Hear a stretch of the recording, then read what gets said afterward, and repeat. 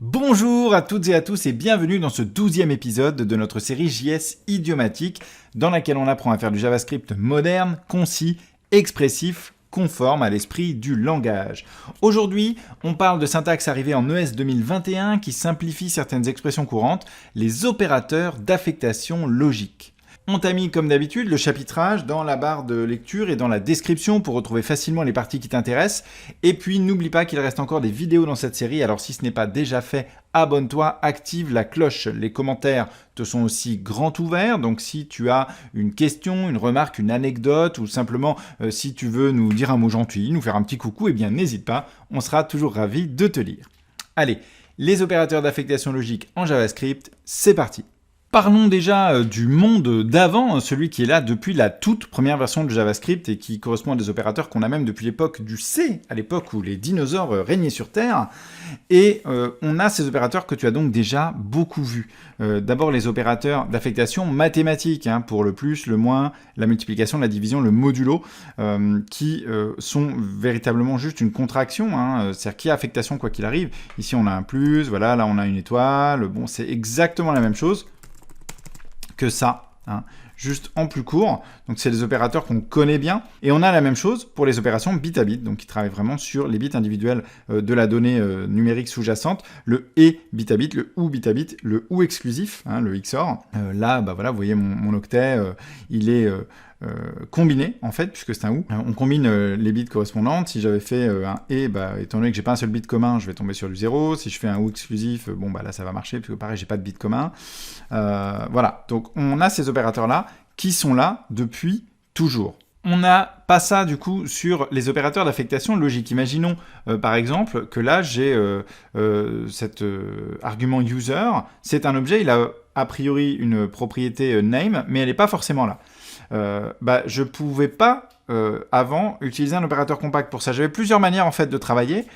Par exemple, je pouvais de manière extrêmement explicite faire un truc du style, voilà, s'il n'y a pas username ou que c'est la chaîne vide, enfin si username est falsy, voilà, je vais le remplacer par une valeur par défaut. Donc ça c'est la première approche. Aucune opération obscure, aucun opérateur biscornu, on est vraiment dans quelque chose de très très simple, de très lisible, qui se repose sur la falsiness de username. Donc le fait que username est équivalent à false, converti en booléen, donc ça veut dire que ce serait une falsy value, ce serait nul, undefined, chaîne vide, false, not a number. À ce moment-là, tac, on lui donne une valeur par défaut. On peut utiliser cette même sémantique avec le ou. Donc là, il y avait plusieurs approches. Il y a une approche que vous avez peut-être déjà vue, qui est celle-là, qui dit username égale user.name ou foo. Donc ça, c'est une approche assez classique pour les valeurs par défaut. On l'a déjà évoqué dans notre épisode sur les valeurs par défaut et également dans l'épisode sur la Nullish Coalition. On a vu quels étaient les avantages et les inconvénients de ce type d'approche. Là, ici, en tout cas, ce qui est sûr, c'est qu'on va réaffecter d'office user.name. Donc si user.name est doté d'un accesseur écrivain, d'un setter, on va l'exécuter, même si au final, on ne change pas sa valeur. On va quand même appeler le setter. Et donc, si jamais cet accesseur écrivain il a un effet de bord, c'est dommage, on va déclencher cet effet de bord. On reparlera de cette notion tout à l'heure pour parler du court-circuit. Du coup, vous avez peut-être déjà vu quelque chose qui, lorsqu'il va utiliser username, il va faire quelque chose plutôt comme ça. Il y a cette approche qui est un peu obscure, mais que vous voyez pas mal dans les bibliothèques. C'était assez en vogue au début des années 2000, parce qu'en fait cette approche-là, elle fait la même chose au final, c'est-à-dire qu'elle se débrouille pour que user.name est fou si il était falsy value à la base.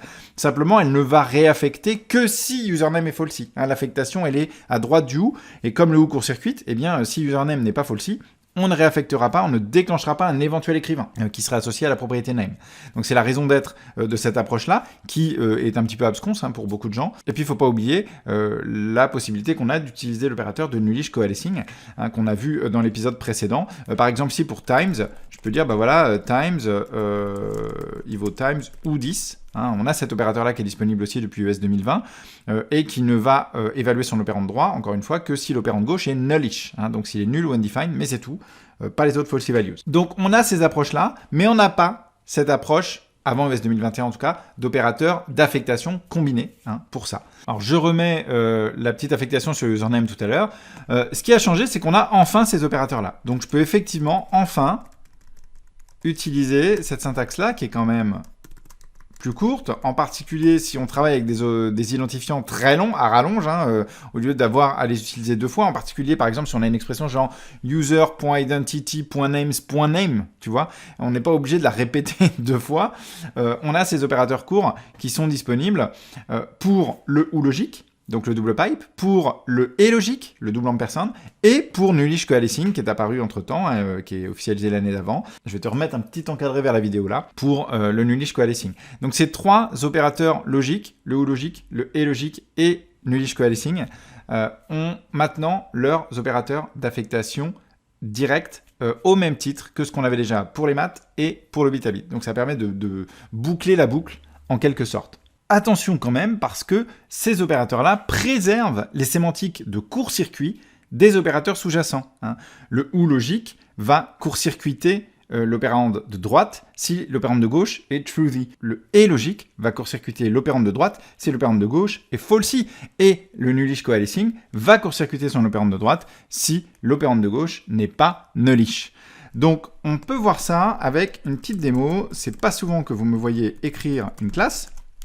On a rarement besoin réellement des classes, la plupart du temps les fonctions c'est très bien. Je vais faire un petit champ privé ici pour les instances de la classe Snowflake. Si tu ne connais pas les champs privés, pas de souci, je te mets un petit lien ici vers notre super méga épisode de fou sur tout ce qui est apparu autour des classes de ES 2015 jusqu'à ES 2022. Y compris les champs privés, les blocs d'initialisation statique, etc. Si tu l'as pas vu, mets-toi ça dans ta liste Watch Later, c'est une régalade. On va mettre en place un accesseur lecteur basique pour ce champ privé, voilà, et un accesseur écrivain qui va nous permettre d'une part de modifier le champ privé depuis l'extérieur, mais d'avoir des effets de bord. Par exemple, ici on pourrait déclencher une réactivité, une notification, une persistance en base, un messaging, etc. Là on peut mettre juste un petit message sur la console par exemple. Voilà, qui serait donc mon effet de bord. Et on va donc créer une instance de Snowflake. Voilà. Et regarde bien ce qui se passe. Donc si je fais un do tone et que je fais par exemple un ou égal régular. Eh bien tu vois que ça vaut toujours loud et j'ai aucune annotation bleue, tu vois, à l'intérieur des lignes de l'accesseur écrivain. Ce qui veut bien dire que l'accesseur écrivain il n'est pas exécuté en fait. Encore une fois, ça c'est do tone égal do tone ou régular. À ceci près qu'en réalité, ça n'appelle pas l'écrivain, d'accord? Donc c'est plutôt do tone ou do tone égale régular. Et du coup, il n'y a pas cette affectation qui est faite, et simplement parce que la valeur à la base de do.tone, elle n'est pas falsy. Elle est truthy, donc le ou court-circuite. Ça serait un peu la même chose si je mettais celui-là. Tu vois que la valeur c'est toujours loud et je ne rentre pas dans l'écrivain. Pourquoi? Parce que do.tone c'est loud. Loud n'est pas nullish, c'est pas nul, c'est pas undefined, donc je rentre pas. Par contre, si je fais un et, puisque do.tone loud il est truthy, c'est une chaîne de caractères qui est pas nulle, enfin qui est pas vide.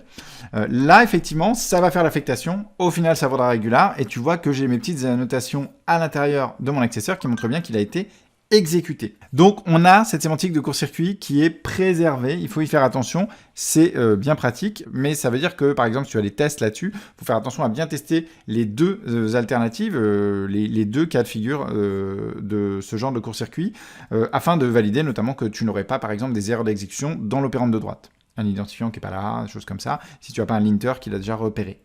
Voilà, c'était tout ce qu'il faut savoir sur les opérateurs d'affectation logique de ES 2021. Un épisode finalement assez court pour changer. Comme souvent d'ailleurs, la disponibilité native n'a pas attendu l'officialisation, c'est dispo sur tous les navigateurs modernes depuis la mi-2020 et sur Node depuis la 15. Et puis pour les autres cas de figure, comme toujours, tu peux transpiler avec Babel ou parce que tu utilises TypeScript. Et toi, du coup, est-ce que tu connaissais ces opérateurs? Est-ce que tu t'en sers? Est-ce que tu vas t'en servir? Quels sont, selon toi, leurs meilleurs cas d'usage? Dis-nous tout dans les commentaires. Pense aussi à t'abonner, s'il te plaît, pour ne pas louper la fin de la série dans laquelle on va parler des séparateurs numériques et un épisode qui va vraiment envoyer du lourd sur les modules ECMAScript, sans parler de tout ce qu'on a de prévu pour après, ou même pendant, puisque notre série Glossaire Git a démarré, elle se déroule en parallèle.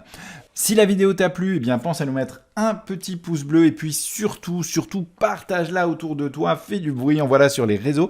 C'est ça qui nous permet de grandir et d'aider toujours plus de monde. Merci de nous avoir regardés jusqu'au bout et je te dis à mercredi prochain pour le 13e épisode.